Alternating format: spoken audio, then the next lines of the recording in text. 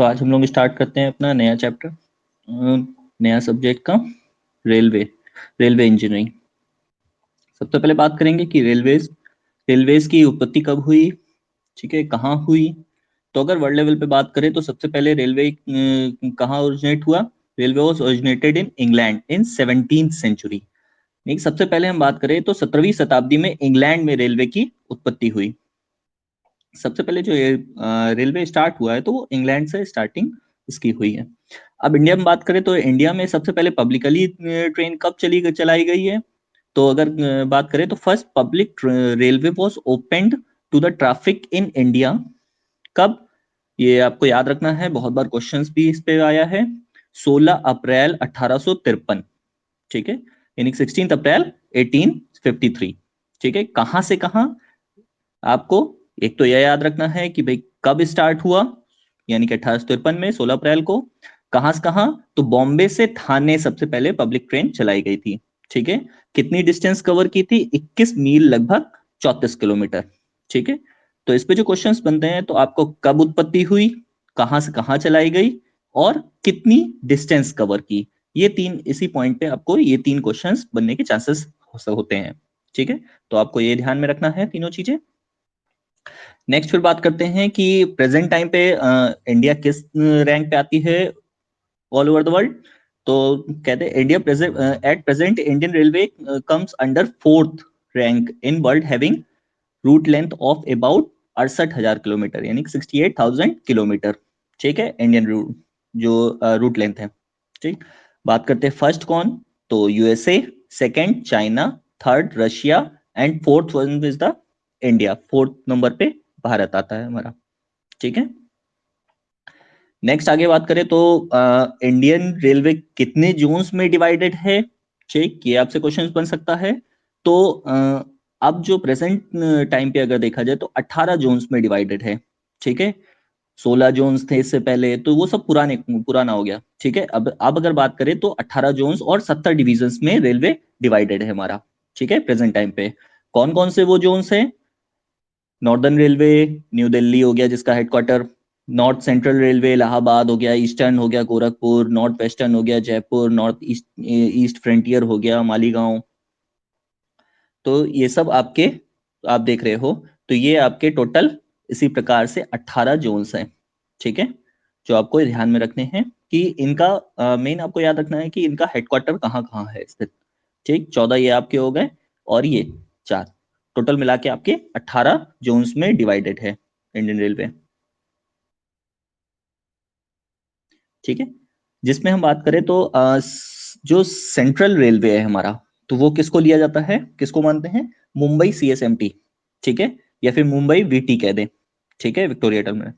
तो Mumbai CSMT Chhatrapati Shivaji Maharaj terminal, तो वो आपका सेंट्रल है।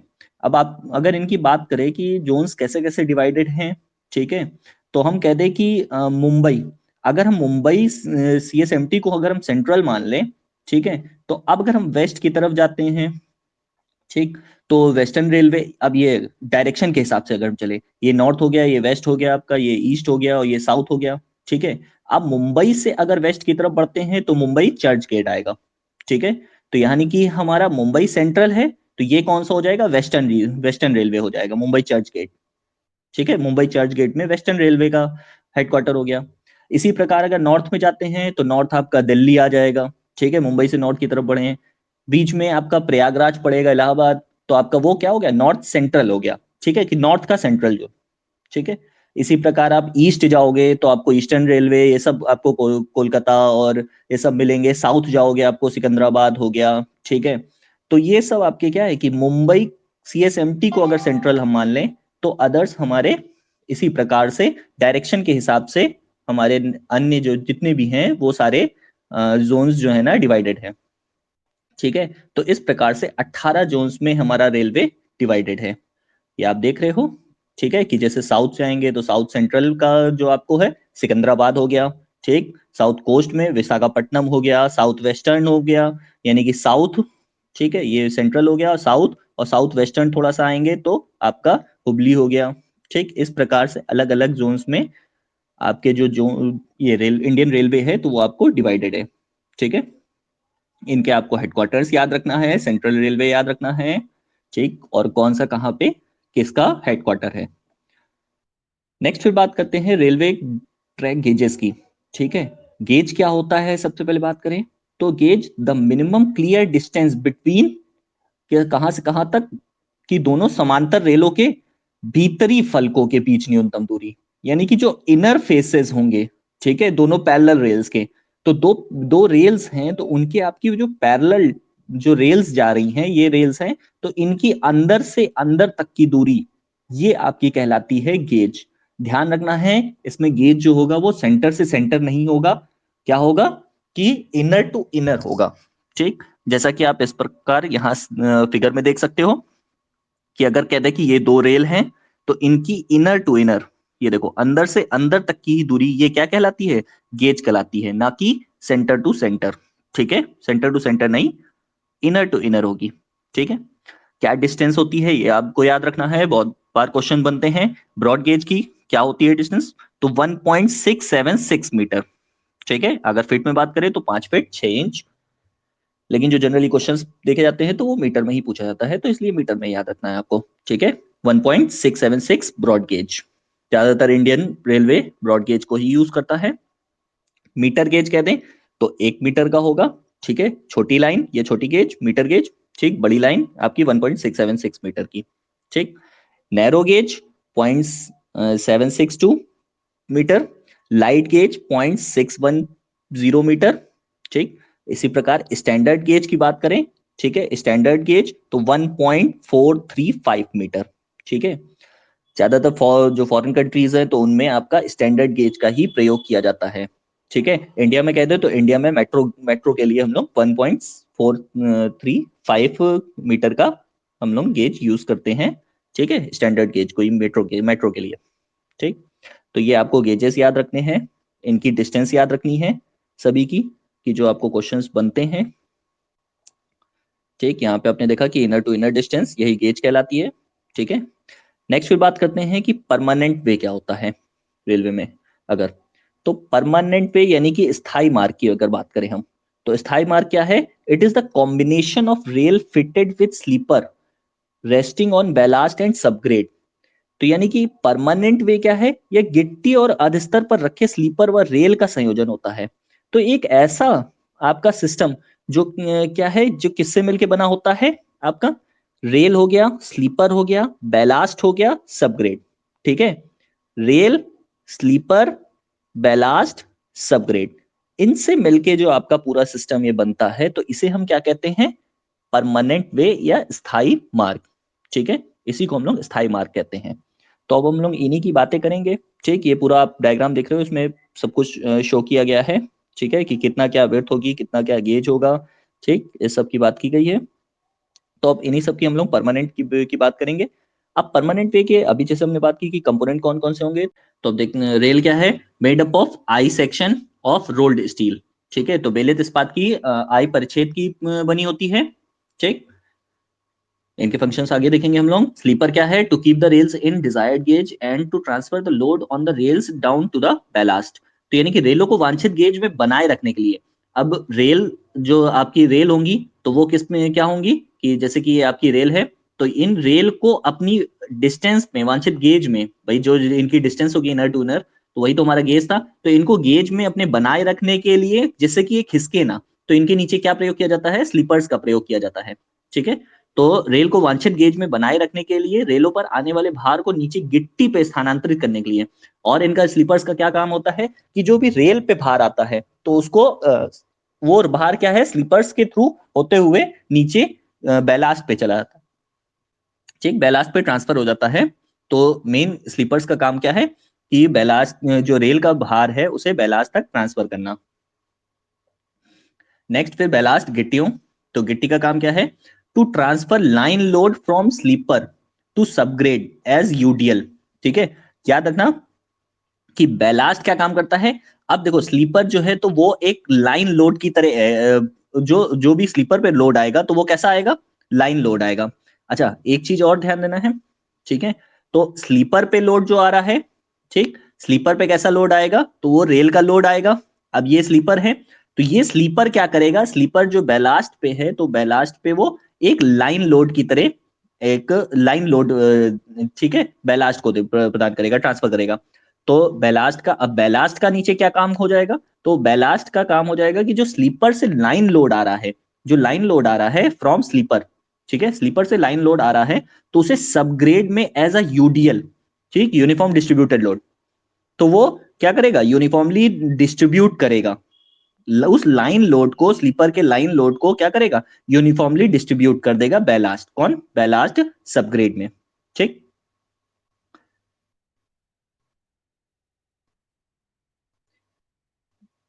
ठीक है, तो ये काम आपका बैलास्ट का होता है। और क्या होता है, and provide for drainage purpose also, और क्या काम है, तो इसका उद्देश्य और भी क्या है, तो ये जल निकासी का भी प्रदान करता है।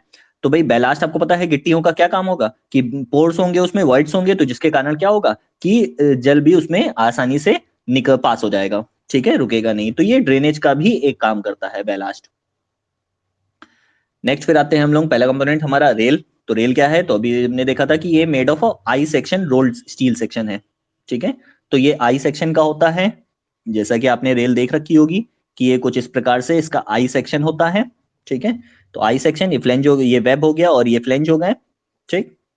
तो आई सेक्शन का बना होता है, क्या है इसका काम, कि transfer axle load to the subgrade through sleeper and ballast, ठीक है। तो जो ऊपर से एक्सेल का लोड आता है, जो भी आपका जो भी रेल पे हमारा जो एक्सेल लोड आएगा, जो ट्रेन का लोड आएगा, ठीक है, तो उसको क्या करेगा, उसको ये रेल क्या करेगा, रेल स्लीपर, अब रेल के नीचे स्लीपर है तो स्लीपर और बैलास्ट के थ्रू होते हुए ये ट्रांसफर क्या करेगा, कि सबग्रेड में ट्रांसफर कर देगा, ठीक है, लोड का। तो रेल का काम क्या है कि रेल एक्सेल लोड को ट्रांसफर करता है स्लीपर और बैलास्ट के थ्रू होते हुए सबग्रेड में, ठीक। अच्छा, रेल में, तो रेल मैग्नीज कार्बन की होती है, ठीक है। तो कार्बन का जिसमें परसेंटेज 0.8% होता है, मैग्नीज 1.7%, ठीक है। नेक्स्ट फिर कौन कौन से टाइप्स की रेल्स होती हैं, तो तीन प्रकार की रेलें प्रयोग की जाती हैं, बुल हेडेड हो गई, डबल हेडेड हो गई और एक फ्लैट फुटेड होती है, ठीक है।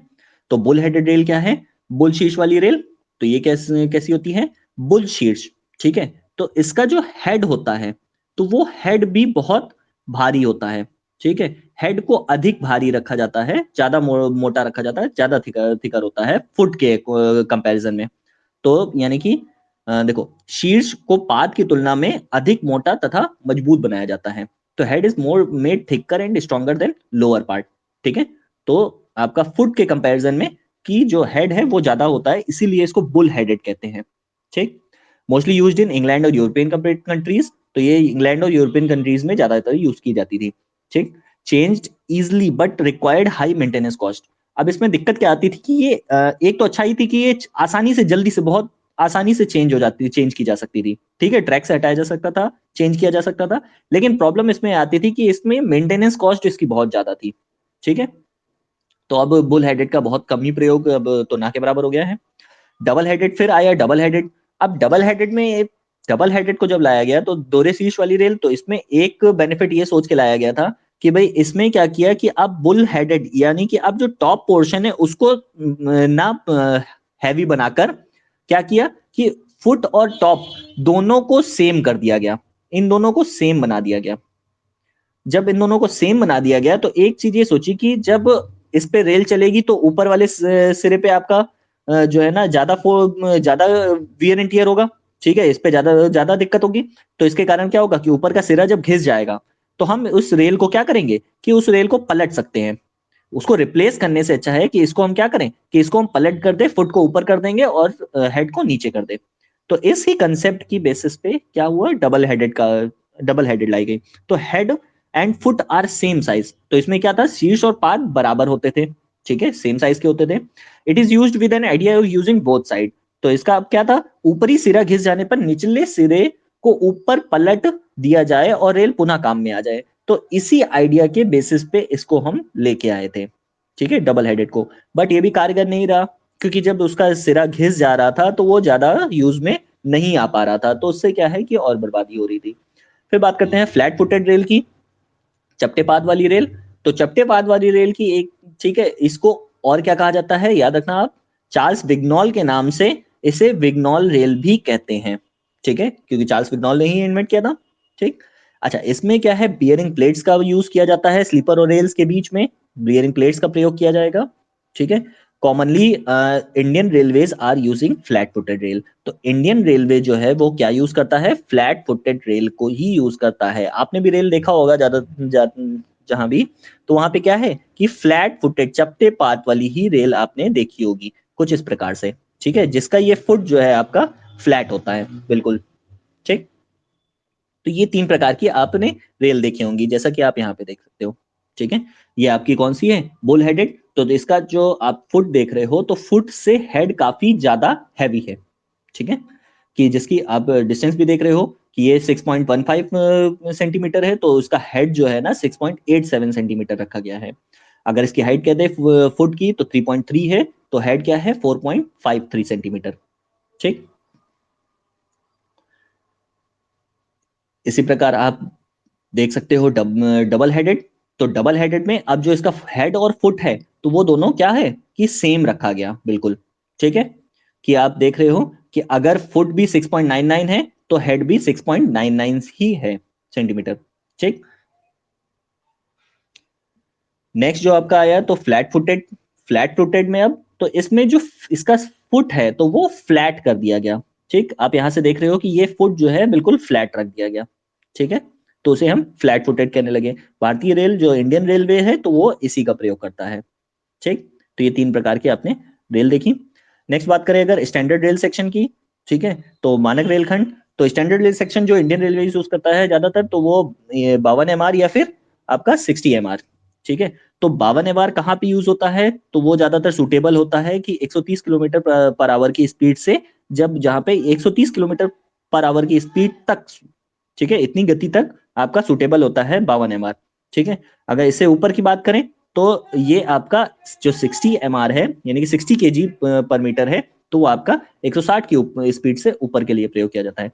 अच्छा, ये 60 MR और ये 52 MR, तो ये इनका 1 मीटर रेल का, ठीक है, ये 1 मीटर अगर रेल है तो इनका अगर हम वेट की बात करें तो ये इनका वेट होगा 52 kg, 1 मीटर रेल का 52 kg या 60 kg, ये इसका वेट होता है।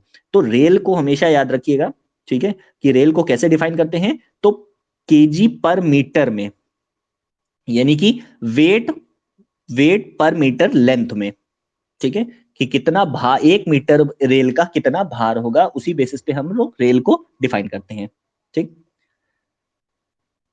Every rail rolled has a brand on its web, the mark R, तो हर रेल में जो है ना ये कि एक ब्रांड होता है, तो उसके वेब पर, ठीक है, तो उसके वेब पर उसके अब जिस भी कंपनी ने बनाया है तो उसका वो ब्रांड लगा रहता है, ठीक है।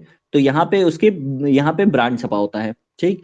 किस प्रकार से उसका लिखा रहता है, तो कुछ आप इस प्रकार से देख सकते हो कि ये आपका मार्क होता है, ठीक। IRS 52 kg, 710, टिस्को सेकेंड 1991, ठीक, ओबी, तो ये पूरा डिफाइन करता है सब कुछ। IRS इंडियन रेलवे सिस्टम है, कितने केजी की रेल है, तो 52 kg, 52 MR की है, ठीक है। तो अब IRS ये क्या, इंडियन रेलवे सिस्टम, ये आपका रेल सेक्शन बताता है 52 kg का, ठीक है। IRS 52, 710 क्या है, ये आपका ग्रेड बताता है उस रेल सेक्शन का, 710 है कि 880 है, तो इस प्रकार से आपका अलग अलग ग्रेड्स में डिफाइन कर सकते हैं, ठीक। टिस्को क्या है कि ये कंपनी मैन्युफैक्चरर्स नेम लिखा रहता है, निर्माता का नाम हो गया, कि जैसे टाटा, टाटा का नाम, ठीक है, तो इसे टिस्को कंपनी का नाम लिखा रहेगा, ठीक। सेकंड 1992, इसका मतलब ये सेकंड क्या है कि मंथ है उसका और ईयर है, किस महीने में और किस साल में ये मैन्युफैक्चर की गई है, ठीक। तो सेकंड यानी कि फरवरी 1991 में, ठीक है, इसका निर्माण हुआ है। फिर आपका जो एरो है, तो एरो आपका direction of top of ingot, ingot को दर्शाता है, ठीक है, कि उसका टॉप किधर को होगा। नेक्स्ट फिर ओबी है, तो ओबी क्या है कि ये मैन्युफैक्चरिंग की प्रोसेस को दर्शाता है, कि किस प्रोसेस के, किस प्रक्रिया के तहत ये रेल बनाई गई है, तो ओपन हार्थ प्रोसेस, ओबी यानी कि ओपन हार्थ बेसिक, ठीक है। तो इस प्रोसेस से ये मैन्युफैक्चर की गई है। नेक्स्ट बात करें कि रेल की लंबाई, ठीक है, लेंथ ऑफ रेल, तो इंडियन रेलवे से स्टैंडर्डाइज अ रेल लेंथ, तो इंडियन रेलवे ने स्टैंडर्ड कर दिया रेल लेंथ को। ब्रॉड गेज के लिए जो लेंथ यूज की जाती है, बहुत इंपॉर्टेंट है, याद रखना है, क्वेश्चन बहुत बार बनता है इस पे, ठीक है, 42 फीट, यानी कि 12.8 मीटर, ठीक है। तो ये इंडियन रेलवे में प्रयोग की जाती है, ठीक है, ब्रॉड गेज के लिए। और अगर मीटर गेज के लिए या नैरो गेज के लिए की जाए तो उसकी लेंथ कितनी लेते हैं, यानी कि एक सिंगल रेल की बात कर रहे हैं, ठीक। तो एक रेल कितनी लेंथ की होगी, तो वो अगर मीटर गेज है तो ये 39 फीट यानी कि 11.8 मीटर, ठीक है, 11.8 मीटर लगभग। और यही ब्रॉड गेज है तो ब्रॉड गेज 12.8 मीटर, ठीक है, 42 फीट। नेक्स्ट बात करते हो तो इंडियन रेलवेज अब क्या प्लानिंग कर रहा है कि 26 मीटर तक की रेल को प्रयोग करने की बना के प्रयोग करने की प्लानिंग में, अभी प्लानिंग में चल रहा है, ठीक है। नेक्स्ट बात करते हैं तो वेट ऑफ रेल, ठीक है। तो weight of rail define maximum axle load, axle load के बेसिस पे हम लोग वेट रेल के भार को दर्शाते हैं, ठीक है। तो मैक्सिमम एक्सेल लोड तो 560 फैक्टर है जिससे हम उसके सेक्शनल वेट को गुणा करते हैं, कि अगर जैसे हम 52 केजी पर मीटर की रेल ले, ठीक है, एग्जाम्पल अगर हम देखें तो 52 केजी पर मीटर रेल की बात करें तो यहाँ पे 52 होगा ये, ठीक है, करेक्ट कर लेना आप लोग। 52 है तो ये 52 केजी, तो 52 इंटू 560 अगर हम कर देंगे तो उससे हमें एक्सेल लोड वेल वेल के एक्सेल भार का पता चल जाता है, ठीक है। यहाँ पे 52 से अगर मल्टीप्लाई करेंगे हम, ठीक, तो 29.12 टन आता है, ठीक। नेक्स्ट बात करते हैं फिर परमिसिबल वेरिएशंस क्या होते हैं डायमेंशंस में, कौन कौन से परमिसिबल वेरिएशंस हो सकते हैं। तो ओवरऑल हाइट की बात करें, कुल ऊंचाई की, तो कुल ऊंचाई ऊंचाई में +8 mm से लेके -4 mm तक वेरिएशंस, ठीक है, भिन्नता दे सकते हैं हम डायमेंशंस में, ठीक है। विड्थ में 0.5 mm तक +- 1 mm तक फ्लेंज, और थिकनेस ऑफ वेब में तो +1 mm से -0.5 mm, ठीक है। लेंथ में बात करें तो 2 mm से -10 mm तक हम लोग कम ज्यादा उसको इतना चलेगा, ठीक है, इतना परमिसिबल है, इतनी डायमेंशंस पे। नेक्स्ट बात करें तो अगर width of head measured 40 mm below the rail top, ठीक है। तो अब आपको याद रखना है कि जो हेड है कुछ इस प्रकार से हेड होगा उसका, इंडियन रेल का, ठीक है। अगर रेल की हम बात करें तो ये आपका हेड होगा। तो हेड हमेशा याद रखना है कि जो ये जो पोर्शन होता है ये थोड़ा सा कर्व होगा, ठीक है। तो इसलिए हेड कहाँ मेजर किया जाता है कि हम जो है ना टॉप से 14 mm नीचे, अब ये जो है हेड की जो चौड़ाई होगी तो वो ये होगी, ठीक है। यानी कि टॉप से हम 14 mm नीचे आके तब हम रेल की जो रेल का हेड है उसको मेजर करते हैं, ठीक, तब एग्जैक्ट उसको मानते हैं। The base of the rail should be true and flat, but a slightly concavity not exceeding 0.4 mm is permissible. ठीक, तो रेल अब हमने देखा फ्लैट फुटेड रेल में क्या कहा था कि वो ट्रू और फ्लैट होना चाहिए, बिल्कुल सही, बिल्कुल सपाट होनी चाहिए, ठीक है, नीचे से अगर हम बात करें फुट की। पर रेल में क्या है कि कॉन्केविटी दी जा सकती है, लेकिन कितनी, ठीक, यानी कि अगर हम रेल कह दें कि हल्की सी जो है ना कुछ इस प्रकार से है तो चलेगा, लेकिन ये कॉन्केविटी कितनी होनी चाहिए, तो अगर हम उसकी बात करें तो कॉन्केविटी 0.40 mm से ज्यादा अधिक नहीं, ठीक है, इससे अधिक नहीं होनी चाहिए, ठीक। नेक्स्ट फिर बात करते हैं एक्सपेंशन ऑफ रेल, तो रेल का प्रसार, ठीक। तो अब थर्मल एक्सपेंशन पता है कि भाई है तो स्टील ही, तो जैसे टेम्परेचर कम ज्यादा होगा तो उसमें एक्सपेंशन को कॉन्ट्रेक्शन होने के बिल्कुल चांसेस है। थर्मल एक्सपेंशन की बात करें तो थर्मल एक्सपेंशन स्टील है तो स्टील का आपको पता है क्या होता है, अल्फा इज इक्वल टू 12 × 10⁻⁶ यानी कि 12 × 10⁻⁶ पर डिग्री सेंटीग्रेड, ठीक है, इतना एक्सपेंशन होगा। तो यानी कि अगर हम जो नॉर्मल जनरल बात करें तो 10 डिग्री सेंटीग्रेड, अगर हम एक्सपेंशन 10 डिग्री सेंटीग्रेड तापमान बढ़ेगा, टेम्परेचर बढ़ेगा, तो कितना एक्सपेंशन होगा, जो 12 मीटर की हमारी रेल है यानी कि ब्रॉड गेज के लिए जो यूज की जाती है तो उसमें 1.4 mm तक का जो है एक्सपेंशन होने के चांसेस होते हैं, होता है, ठीक है, 10 डिग्री टेम्परेचर बढ़ाने पे। नेक्स्ट पे बात करते हैं कि अब रेल को जोड़ा कैसे जाता है, रेल जॉइंट्स की, ठीक है। तो ये आपकी दो रेल हैं।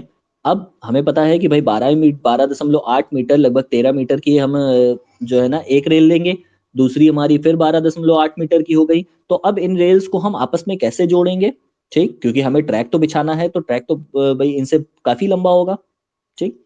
तो अब इनके लिए हम लोग ने अलग अलग प्रकार के जोड़ जोड़ का प्रयोग करते हैं। तो rail joints are necessary to hold together the adjoining ends of the rails in the correct position both in horizontal and vertical. तो अब रेल जॉइंट्स का क्या है, तो रेल को क्षैतिज और ऊर्ध्वाधर दोनों में सही स्थिति में बनाए रखने के लिए रेल जोड़ आवश्यक होते हैं। तो रेल जोड़ क्यों किए जाते हैं? क्योंकि ताकि जो रेल है वो आपके एक दूसरे से पोजीशन में रहे, बनी रहे, ठीक। तो उनके लिए हम लोग रेल जॉइंट्स का प्रयोग करते हैं।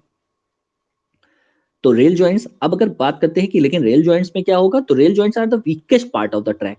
तो अब रेल जॉइंट जो है ना, सबसे कमजोर भाग होता है आपका ट्रैक का, ठीक है। सबसे कमजोर भाग होता है। कितना कमजोर कि इवन इसकी जो स्ट्रेंथ है, ठीक है, जो इसकी सामर्थ्य है, तो वो 50% ही रेल से रह जाती है जोड़ पे, ठीक है। तो जोड़ बहुत कमजोर होता है, सबसे कमजोर भाग होता है, ठीक है। फिर बात करते हैं कौन कौन से टाइप्स के जोड़ होते हैं।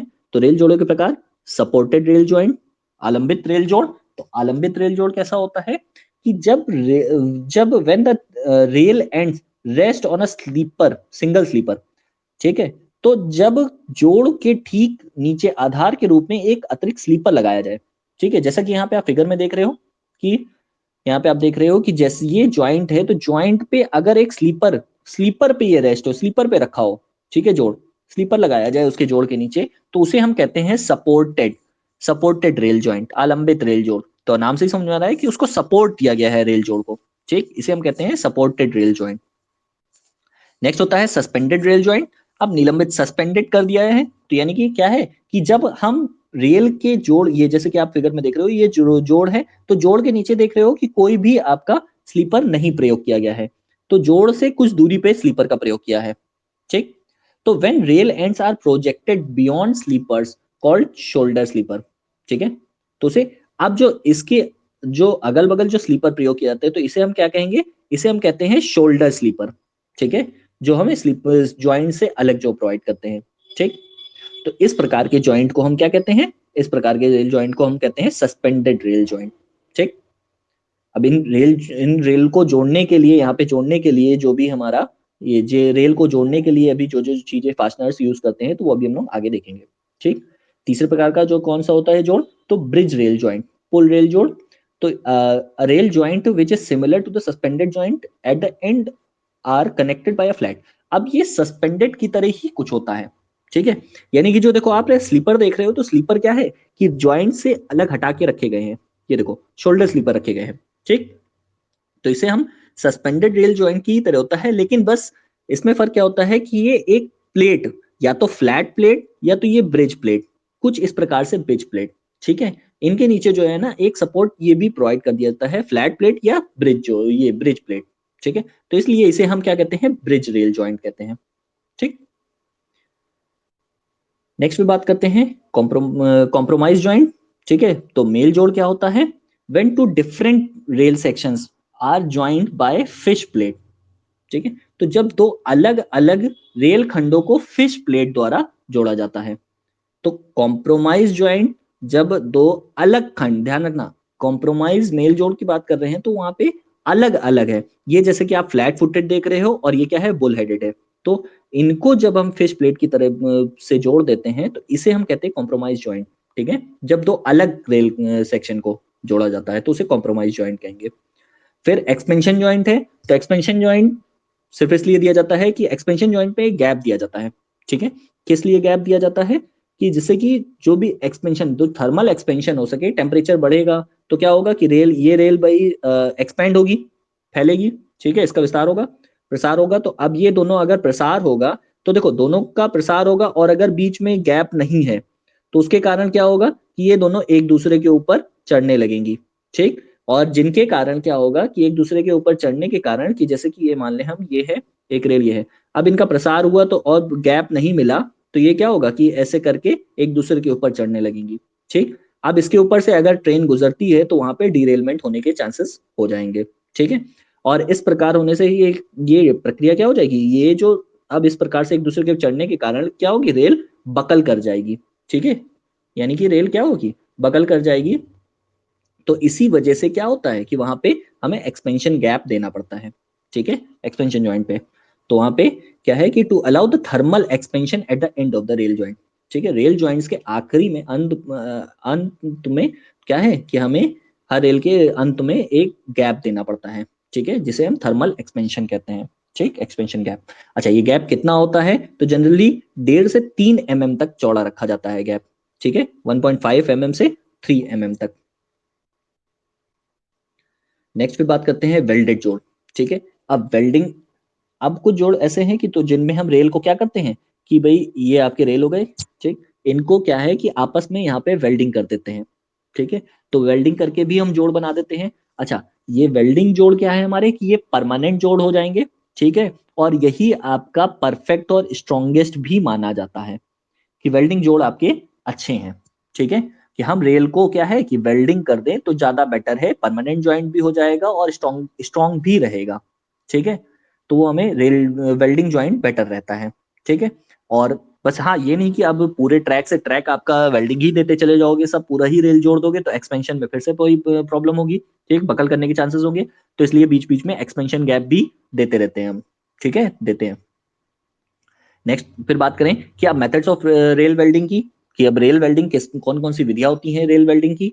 तो गैस प्रेशर वेल्डिंग होती है, oxy acetylene welding, electric arc और मेटल आर्क वेल्डिंग होती है, फ्लैश बट वेल्डिंग होती है और केमिकल थर्मल वेल्डिंग होती है। ये चार प्रकार की वेल्डिंग्स होती हैं जिनके द्वारा हम लोग रेल को जोड़ते हैं, ठीक, ठीक। नेक्स्ट फिर बात करते हैं कि टाइप्स ऑफ वेल्डेड रेल। तो कौन कौन से प्रकार की वेल्डेड रेल होती हैं। अब वेल्ड रेल को जब वेल्ड किया जाता है, ठीक है, तो शॉर्ट वेल्डेड रेल कहलाता है, यानी कि लघु वेल्डेड रेल। तो शॉर्ट वेल्डेड रेल क्या होती है कि जब, याद रखना है कि 3 5 10 रेल, ठीक है, कि यानी कि एक रेल हो गई, दो रेल हो गई, तीन रेल हो गई, तो इनको आपस में वेल्ड कर दिया जाए, ठीक है। फिर गैप देखे, फिर हम 3 5 3 या 5 या 10 रेल, तो इनको आपस में ऐसे इतनी रेल लेंथ अगर हम जोड़ेंगे, वेल्ड कर दें एक साथ, ठीक है, तो उसे हम कहते हैं शॉर्ट वेल्डेड रेल। तो वो एक ऐसी रेल है हमारी, शॉर्ट वेल्डेड रेल है, ठीक है। If 3 5 or 10 rails length are welded together at the both ends of the track, the rails are known as short welded rail, ठीक है। तो यानी कि यदि हम 3 5 10 रेल की लंबाई को एक साथ वेल्ड कर दिया जाए तो लघु वेल्डित रेल के रूप में जाना जाता है, ठीक। अब जो SWR है, 3 rail length is standardized by Indian railway. तो इंडियन रेलवे क्या करता है कि जो है ना, नॉर्मली 3 रेल्स को ही उसने स्टैंडर्ड माना है, ठीक है, शॉर्ट वेल्डेड रेल में। नेक्स्ट होता है लॉन्ग वेल्डेड रेल। तो अब लॉन्ग वेल्डेड रेल की अगर बात करें, दीर्घ वेल्डेड रेल, तो दीर्घ वेल्डेड रेल में आपका कि 200 मीटर बड़ी गेज और 300 मीटर जो है ना मीटर गेज के लिए, ठीक है। तो ये 200 मीटर यानी कि ब्रॉड गेज के लिए और 300 मीटर मीटर गेज के लिए। तो इतनी लेंथ में जब हमें क्या है कि उसे जोड़ा जाता है, वेल्डिंग की जाती है, ठीक। इतनी लेंथ में अगर 200 मीटर तक कंटिन्यू जो है ना वेल्डिंग कर दी जाए सारी रेलों को, तो वो हमारा ब्रॉड गेज में 200 मीटर के लिए, तो उसे हम लॉन्ग वेल्डेड रेल कहते हैं। 3 5 10, तो ये हमने देखा था शॉर्ट वेल्डेड रेल। अगर 200 मीटर तक की जोड़ दिया जाए तो उसे ब्रॉड ब्रॉड गेज में, तो उसे हमें लॉन्ग वेल्डेड रेल कहते हैं, ठीक है। मैक्सिमम लेंथ ही इसकी कितनी हो सकती है, ज्यादा से ज्यादा जो हाईएस्ट जो मैक्सिमम जोड़ी जाती है तो वो 1000 मीटर, यानी कि 1 किलोमीटर, यानी कि 1 किलोमीटर की कॉन्टिन्यूअस रेल बिना किसी गैप के, ठीक है।